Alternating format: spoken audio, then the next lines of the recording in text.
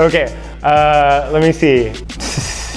Ooh, that's a harsh question. I wouldn't say either of us is better necessarily. If you're gonna interview him, he'll probably give you a different answer, right? I'll give it to him just because he's older. I will say, I don't know. The way I've always looked at it, we've got 2 years, he's 2 years older than me. As long as I'm better than he was at my age, we're on pace. I think I'd say I'm the better technician. Scott is creative in his own way. I would say I'm better at, robots, line art, a lot of the cleaner, kind of mechanical thinking stuff. And he's better at the more emotional, more creative, I guess, side of art. I think I'm the better, color and light artist, and he's kind of better at, hardware, and we've kind of chosen our paths. It used to be flipped. I used to be the very stiff hardware guy, and he used to be, all story and animation, and it's interesting to see how that flips. Maybe we'll flip back.